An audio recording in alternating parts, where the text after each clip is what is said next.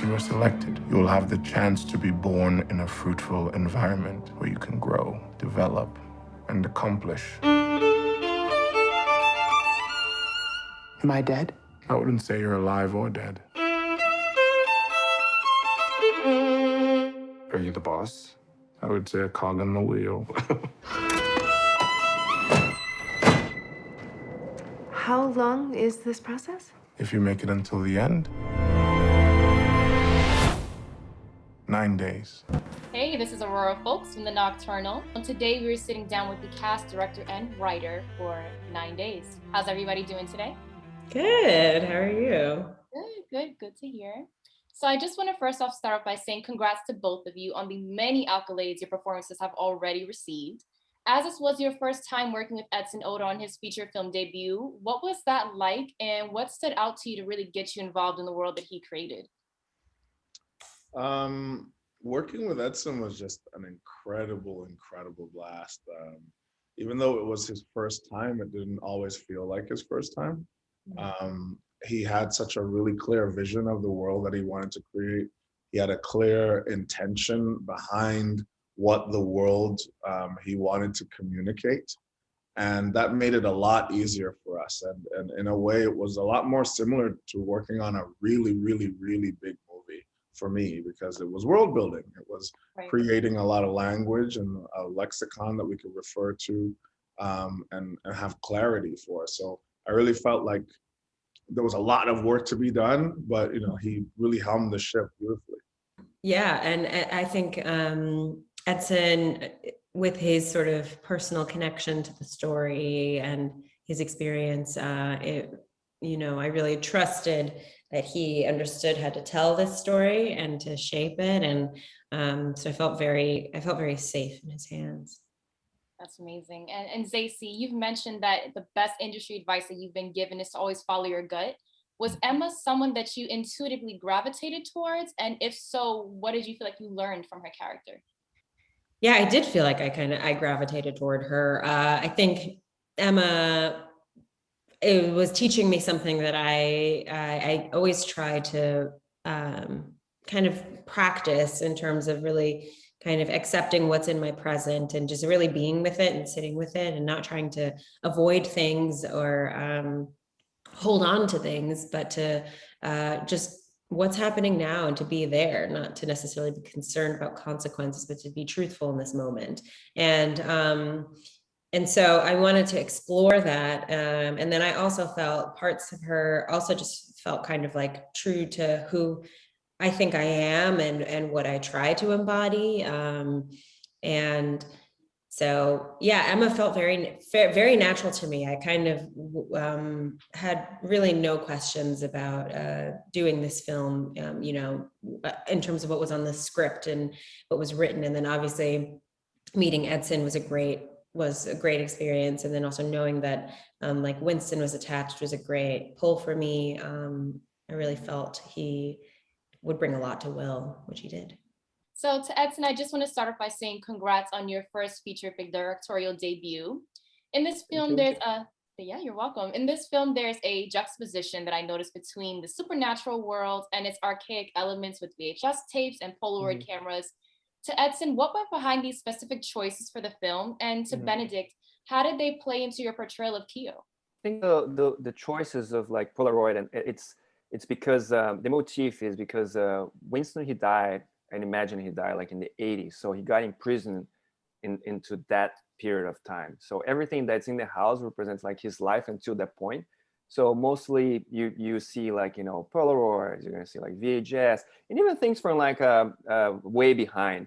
But that's when, stop. After that, you're not gonna see iPods, you're not gonna see anything because that he didn't experience that in his life. Yeah. Amazing.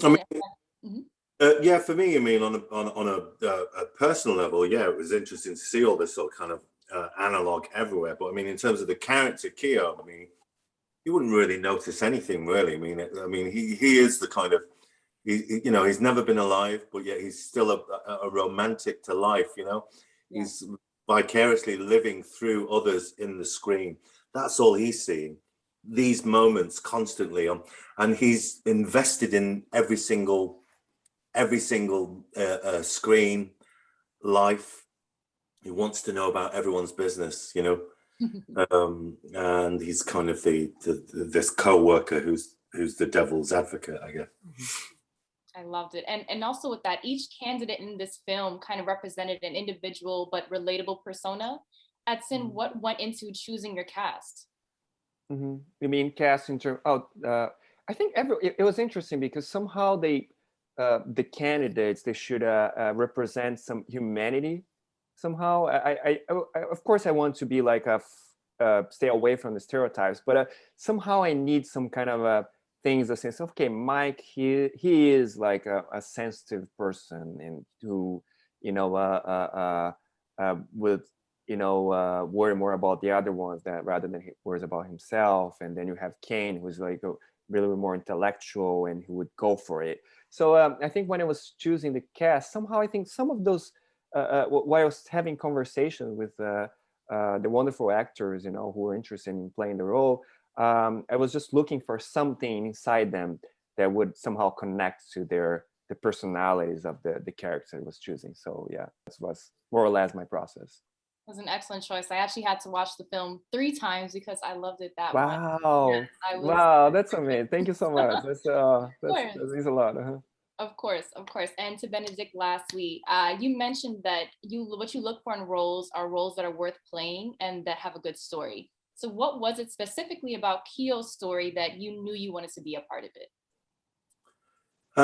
You know, he's like this, the oldest character, but the biggest kid. But and I guess that kind of sums me up a little bit, you know, being like, but you know, to be a part of this story, to quote Will, you know, I'm just a cog in the wheel, you know. But like, we all arrived at Utah, you know, desperate to tell this story, and Edson led with vigor, and you know, we are now seeing the fruits of our labor, really, in the fact that I feel like it's healing an audience. You know, people see it and they have this self-reflective moment. I'm thrilled to be a part of that type of storytelling, you know. So it's great sitting down with all of you today. And I just want to say an amazing thing about this film was how transcendent certain scenes felt, even though most of them seem to be shot inside of a one-story home. What was your experience like shooting some of these scenes, and was any part of it challenging for you? I was there. There's one particular scene, I don't want to give things away, but there's one particular scene that I cherish having shot that scene, and it was also a very, very long day.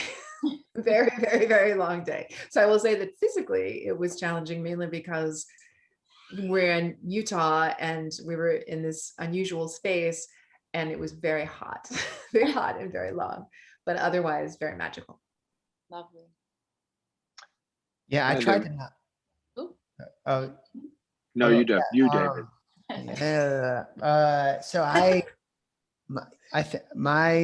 tried not to overthink the scenes, and I think that's which makes sense, you know. But because I think we're these children.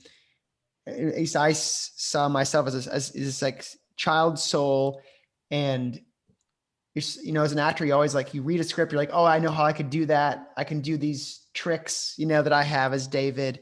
But I try to get all that away and just experience, you know, the scene, the thing you're talking about, especially, is like and just like be fully present and play. And so I tried to like kind of forget everything I had been telling myself and just really be present in that moment and just be my child self. And that was how I approached, I feel like, the moment you're talking about. So, yeah.